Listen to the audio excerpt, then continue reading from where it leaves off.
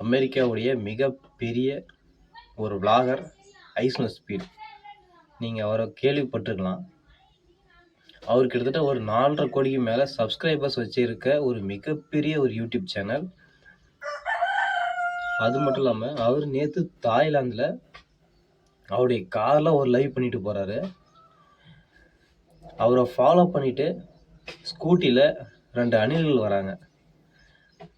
அவங்கள அணில்னு சொல்கிறதுல எந்த ஒரு மாற்று கருத்துமே இல்லை. ஏன் அப்படின்னா அவர்கிட்ட போய் டிவிகே விஜய்ன்னு சொல்லியிருக்காங்க. அவர் ஒரு அமெரிக்காவை சார்ந்த ஒரு விளாகர்.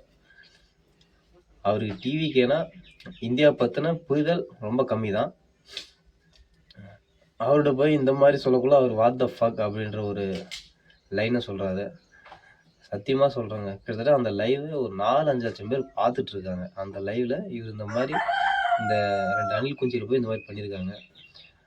விஜயுடைய பேரை கெடுக்கிறதே இந்த மாதிரியான ஒரு நபர்கள் தான். அவர் தன்னுடைய சினிமா வாழ்க்கையை விட்டுட்டு அரசியல் வாழ்க்கைக்கு வந்திருக்காரு. இப்போதான் கிட்டத்தட்ட ஒரு 41 பேருடைய இறப்பு நிகழ்ந்திருக்கு. அந்த விஷயம் மிகப்பெரிய ஒரு பேரிழப்பு.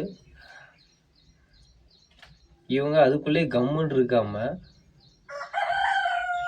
ஐஸ்னோ ஸ்பீட்டை போய் டிவிகேன்னு கத்தி அசிங்கப்பட்டு அவங்களே அசிங்கப்படுத்திக்கிறாங்க. விஜயும் அசிங்கப்படுத்துகிறாங்க. மக்களே, நீங்கள் இந்த விஷயத்தை எப்படி பார்க்குறீங்கன்றதை கமெண்ட்டில் சொல்லுங்கள். தேங்க்ஸ் ஃபார் வாட்சிங்.